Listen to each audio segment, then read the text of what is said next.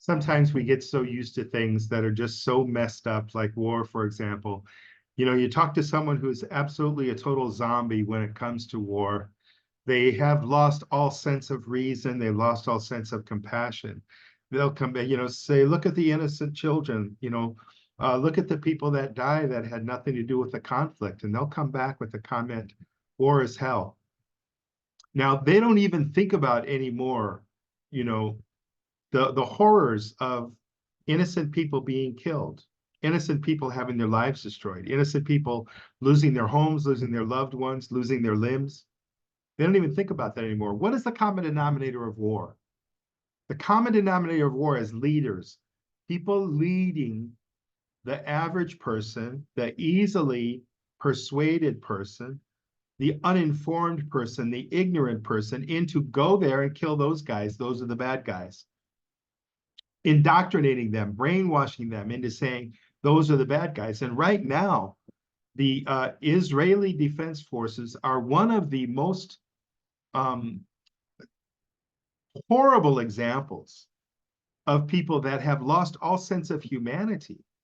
They've lost all sense of compassion. And they think that the Palestinians, sometimes they use the word Arabs, are not human, that they're savages, that they're animals. My own good friend of mine many years ago, an IDF soldier, said to me, those people are savages. They really believe that. He was raised to believe that. This is an Eastern European guy. He had no bloodline and no Semitic blood at all, but he got a free house in Israel because he's a Jew and because his family is Jews, New York Jews. What's the common denominator? The leaders will persuade people that are gullible. I myself have been called gullible. I call myself gullible. I know what that's like. I've been easily persuaded into joining different cults. I always thought that war was wrong. And I always it really made a lot of sense to me that I don't want to die. I don't want to kill anybody else based upon some ideology that the government has. They say, serve your country. What a ridiculous concept when it comes to murdering innocent people abroad that you've never met, that you don't even know. This is how police officers can get away with just absolutely murdering a person while they're sitting in their car reaching for their driver's license or something like that. It's an ideology. It's a sick ideology. This guy's going to kill me. This guy's evil. This guy's bad.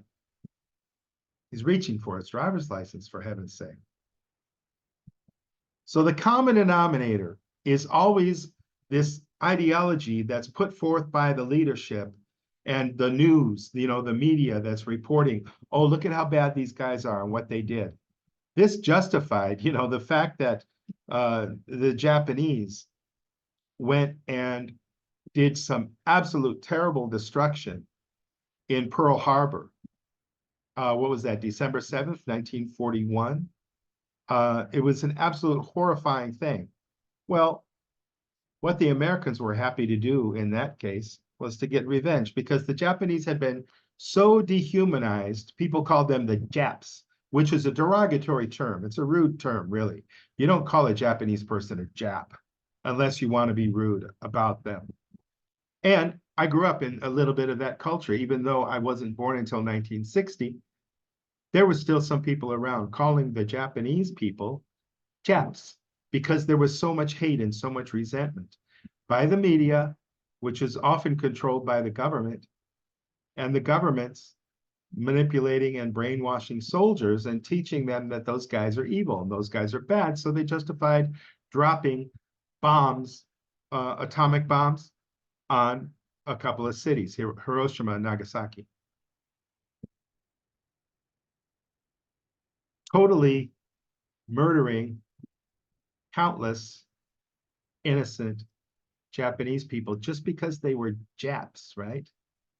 So the leadership and the media and anybody who goes along with this idea, they're brainwashing the public to accept that. What happened after 9/11? People were brainwashed into thinking that somehow Iraq, Saddam Hussein. I was there for that. I mean, I wasn't geographically there, but I was alive and watching what was going on. It's amazing how people believe that there were weapons of mass destruction. This is a lie. This was never true. And this is something that people said at the time. Inspectors like Scott Ritter, who was physically there, who's an expert in that area, was saying, look, there are no weapons of mass destruction. But what did they do? They went in, they murdered Saddam Hussein, they killed 1 million Iraqis. For what reason? For what? To have the power to control that area. Because people followed that. The ignorant, brainwashed masses bought into this ideology that the Arabs are bad, or the Muslims are bad, or the Iraqis are bad, or whatever is put, because people aren't independent thinking. People are just going along with the brainwashing from the government. Let's go after, go, there's the bad guy. Go get the bad guy. So there's this leadership that's a common denominator, this sick, twisted, evil leadership that has found a way to take otherwise good people that want to do good in the world. These soldiers, by far, the great majority of them all want to do good in the world, and they sacrifice their lives. It's actually a beautiful thing. And guys that are in combat, they create a brotherhood and a sisterhood, between each other, because they're going through hell in order to serve their nation. But they're not really serving their nation. They're serving some tyrants that have sent them to die. Instead of the tyrants themselves going, oh, you go there and you kill the bad guys, and that's the bad guy because I say it's a bad guy, and you better be true to your country, and you better be a patriot. Leaders lead us into it. That's the common denominator of war. If you don't have the leaders manipulating, brainwashing, controlling the media, controlling the narrative, convincing people those are the bad guys, what happens? People say, you want to have a happy family? You want to have a safe life? Yeah, me too. Like Sting did in his songs. I hope the Russians love their children too. Of course they do. Everybody loves their children. It's one of the basic traits in our DNA as human beings. We love our children. We want to take care of our children. We want happy families. We want good food. We want nice parties. And, we want a nice home. We want a safe and secure. We want clean water. Everybody wants the same thing. All humans want that. What gets in the way?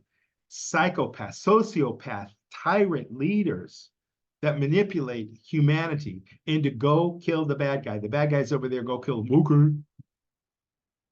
No, we don't want to be like that. Don't be okay. Say, wait a second. I don't even know him. What did they ever do to me? You go. You want a war? You go.